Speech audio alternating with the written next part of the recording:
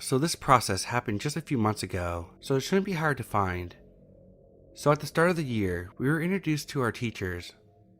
All of them were good teachers except Miss C. So we went through our classes, and in each one we got those cheesy beginning of the year introductions. It was quickly clear her class wouldn't be a normal health class, as evidenced by the fact that during her introduction she went off about how terrible her divorced husband was. So classes started picking up, and her insecurities somehow kept making it into lectures. One day, a few weeks into school, she just stopped showing up to class. You know, her job. Consistently. And now at this point, everyone was cutting her some slack because she was a single mom. But it just got worse. We would have to do the whole units from a workbook with improvised substitutes, who were actually most of the time school staff with no idea what they were doing. This culminated when Miss C missed 2 weeks of school for no apparent reason. Most of the class could see her mental deterioration. Me and some friends in class started noticing some form of distress from Miss C. More and more stuff about her personal life would leak into lectures when she was there. Suddenly it came to a head. She suddenly became distant and developed a tough shell around her.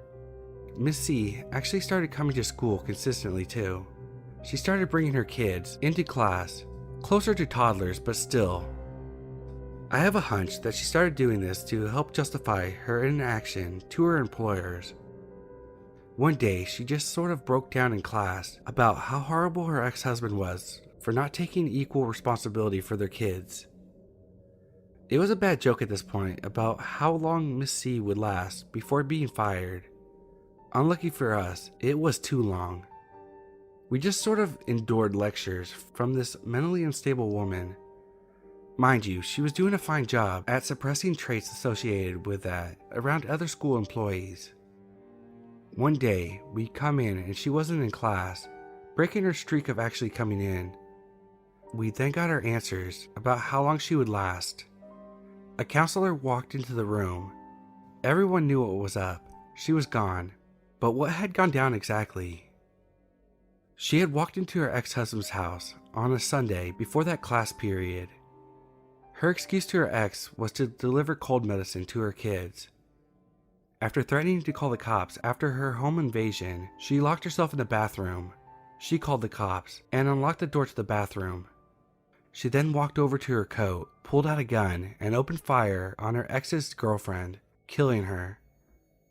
Missy was pinned down until the cops showed up. This wasn't her first offense either. Suspiciously close to the time when she hardly showed up to her job, she had several assault charges against her and somehow managed to keep it a secret from her job. Weirdly enough, students who didn't have her as a teacher didn't take it seriously. It took less than 30 minutes after the info was made public to the students for them to make a meme page about the incident. Weird how that worked. It got taken down. Anyway, mentally unstable teacher who committed aggravated murder and let your insecurities leak into your teaching. Let's not meet again.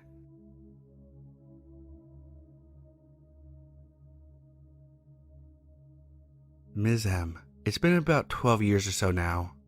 I know you don't work there anymore, thankfully.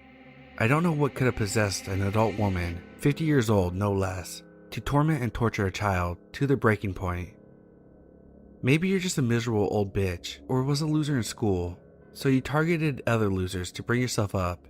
But how you treated me, and evidently others, was not only unprofessional, but very cruel and damaging. I was a good student before. Ms. M had my family members in years prior. Unlike me, my cousins and siblings are rowdy and can be a handful. She had words with my family before, so when I came along, I was a symbol of my family, which she would take out her anger upon. I was meek and obedient, a perfect target. Ms. M would humiliate me any chance she could get. She would bring me in the front of class, call me stupid, idiot, ugly, pointed out when my legs weren't shaved, told me I looked like a boy. Mind you, I had long hair and stuff, just didn't wear makeup at that age. You would talk to me very slowly if I asked any questions, talk to me like an actual dog, bad girl, go fetch, beg, etc. Told me I smelled bad.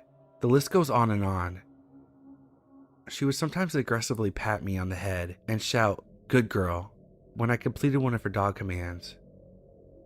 She would actively encourage the other kids to make fun of me as well, and further isolated me from everyone. I started to fear any interaction with her. I feared my classmates as well. A boy in my class was being relentless and made me cry one day, so I retaliated and threw a pencil at him. I was berated heavily and treated even worse after that. So I learned to shut down and take it all. My grades slipped. I cried every day at home. I kept most of it to myself, which Miss M probably knew I would, which is why she went so hard on me. My parents did try to get my class switched, but the school refused. Not only did Miss M act like an angel around other adults, but the other classes were apparently packed to capacity, so I couldn't switch. But I also think my parents didn't try very hard. The teacher conferences made things worse each time. She'd be alright for a day or two, but the hammer would come down harder. I had to keep all the torment inside to survive. She made fresh hot chocolates for the class the day before Christmas break. When she gave me mine, I was scared and accidentally knocked it all over myself. Always was a clumsy kid. Instead of being concerned in the slightest, because it was literally scalding hot, she just let out a flurry of screams and threatened that I had better get it cleaned up quickly and spotless, or she would make me sorry. I did as I was told and ignored the searing pain in my foot. I was not allowed to call to get a change of clothes, and I was the only one not allowed to have more. The pain in my foot stabbed literally every second.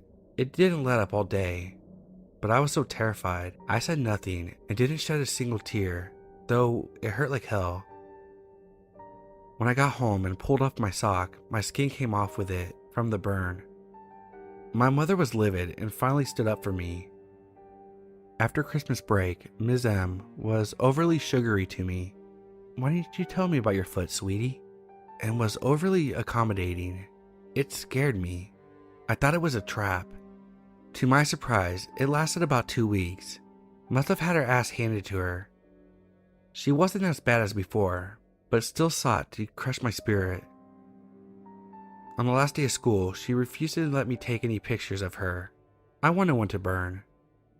She was very grouchy that day towards me, almost acting defeated. Although my grades were bad, I skimmed by and was moving to middle school. Her dog was off its leash and she was powerless to keep her toy.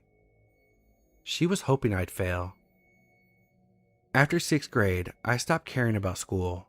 I failed a year, barely skirted by others. Landed in the dropout prevention program in high school. I had few friends, none of which I still have. I found it hard to trust teachers or authority figures anymore. I never made scenes or anything. I just sat there quiet and did nothing. Before I actually tried, actually cared. I had teachers' disappointment in me because of how well I performed in math and on tests. I never had test anxiety and they wanted me in the mathletes one year, but I just didn't care, which I attribute, at least in part, to Ms. M. She changed my life for the worse. The psychological damage Miss M did to me cut deep. It's hard to convey in a brief post what it was like every day for that whole year. She tore down what confidence I had. She made me afraid to trust anyone. She made me believe I was worthless. She made me feel every insult and criticism to the bone. She made me close into myself and learn to take abuse. She made me believe I was completely alone and had nobody in my corner. I was stupid, ugly, worthless, not even human. The kids from my school that came with me reinforced it as well. They also believed I was just a dumb dog and treated me as such. She dug her claws in deep, and the scars still remain. I have tried to grow past it, but it's a hard thing to overcome. So to you, Ms. M, you're not a teacher. You're an abusive psychopath who used her powers of authority to tear down and relentlessly torture a child. I hated you then, but as an adult, I just feel sorry for you. I don't know what could possibly go through an adult's mind that would make them see a vulnerable little girl as a target for sick games. Maybe you saw yourself in me and hate yourself, since we were both kind of outcasts. so you desperately tore me down and encouraged others so you could finally feel like you belonged, even if it was a bunch of children. Either way, I'm glad you were finally removed years later, and I hope your stain on the world is soon wiped clean. I hope that others you did this to, which is why you got removed, live happy lives without having you as even a passing thought. We are not weak, and do not deserve to be held as your victims. You did teach us that there are bad people out there. We may have struggled from it, but we pushed on. Hopefully none of us will ever meet you again.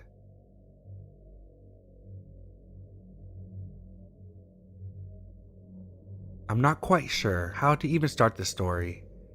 A lot of things I've experienced never really fits in the subreddit's guidelines until yesterday, when this story wormed its way into my head again. This story happened when I started at a new school in the middle of 6th grade. I'm 19 now. This was technically my first middle school, and for so many reasons I transferred out. This definitely didn't help.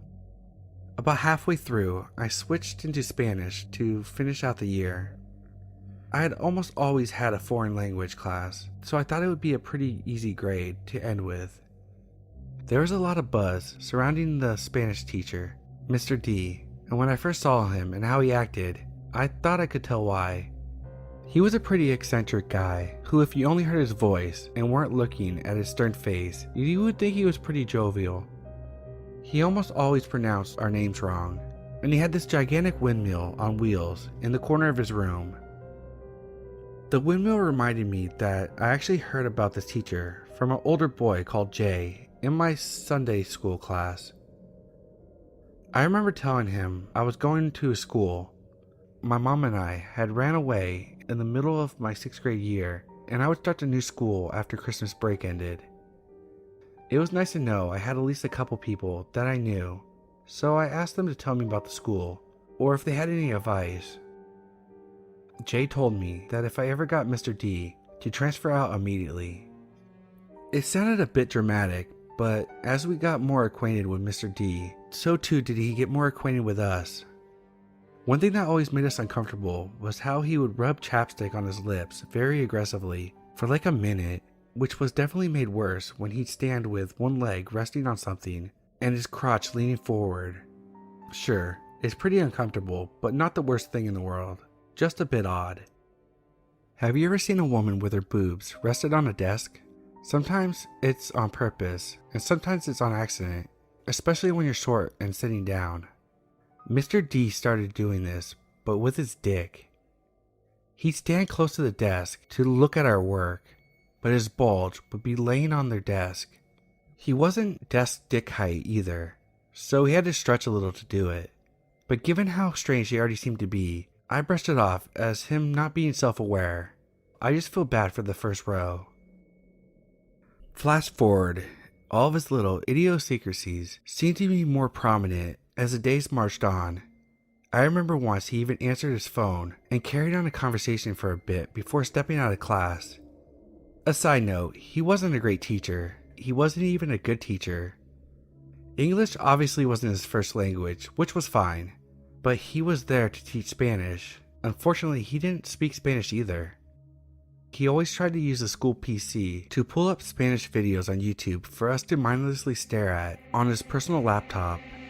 Like I said, a pretty easy class. I just feel bad for the other students who didn't already know certain things when the test came. We walked in one day, and on my desk and the desk in front of mine, there were semi-straight lines of off-white liquid. It was mainly on my desk and thinned across the chair and the desk in front. Mr. D came over, not quite fast enough, as the kid began to ask me what it was. All we got was nothing, as he very quickly wiped away with his hands and rubbed it on his pants. He couldn't say it was water because it wasn't clear. It really only looked like one thing, but there wasn't any way to definitely prove it was. I tucked my hands in my sleeves and did my best not to touch my desk. A few weeks after that, I came into my English class I had at the end of the day to hear one of the girls having a pretty loud argument with our English teacher. I walked in at the middle, but the girl, Megan, was extremely upset and asking why she shouldn't go to the principal. Megan was a bit of a hothead, sure, but she was still a really nice girl. I couldn't see her dramatizing a situation this much. I found out what happened from my best friend at the time, who was in Mr. D's class when it went down. Their class was ahead of us, so their test was scheduled for that day. After papers were passed out, Mr. D went back to zoning out on his laptop until Megan needed to ask a question. She had her hand up for ages, and he never noticed her, so she went over to where he was and freaked out at him. He was watching porn with the sound off on his laptop that he always brings with him and gave all his attention to. So when I came in, Megan was being reprimanded for being pretty verbal with Mr. D. Our teacher was basically telling her she shouldn't have been upset with the teacher watching porn in class, and that's his laptop, as if that nullifies anything. Looking back, it explains so much of his shifty behavior: the desk dick rest, the hardcore stares, the personal laptop all the time, and the definite cum on our desks. It wasn't the first time he had done it, and it wouldn't have been the last time if he hadn't got suspended for the rest of the month. Mr. D disappeared, and we had a sub to finish out the rest of the school year with us. I got the fuck out of that school after everything that happened, but still keep in touch with a couple of friends who went. They told me that Mr. D was back for a while as the gym teacher and co-soccer coach, and the next year taught English. I really want to say it surprises me that he was brought back, even without knowing about anything he teaches. In hindsight, that school was atrocious. I have so many memories of bad shit students and teachers alike did. Another teacher was also given suspension for actively looking down girls' shirts and up girls' skirts when they bent over. It's just concerning to know Mr. D still works there. I've had a lot worse shit happen to me, and I still suppress this memory for ages.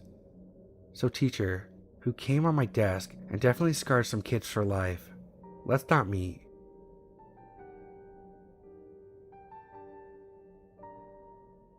So when I was 7 years old, I was in kindergarten.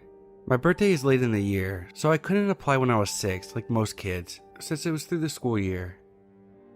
We had a teacher, Mr. H, but this isn't about him. It's about a substitute I had one day.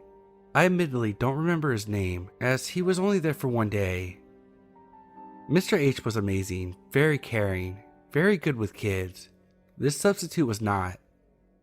He was generally weird and quiet and didn't talk to us much, besides what was absolutely required, like our daily story time.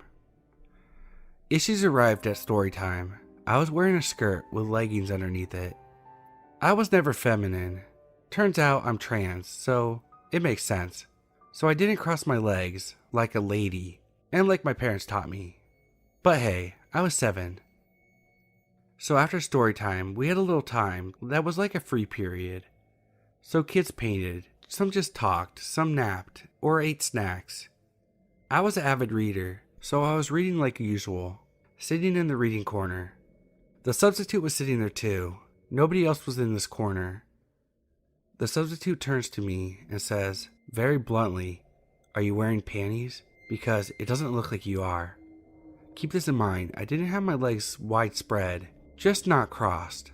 I also had leggings under my skirt. Also for the record, I was wearing panties. At the time, I was being abused sexually at home, so I honestly didn't think much of it. That sort of stuff was normal to me at the time, but I was still a little put off.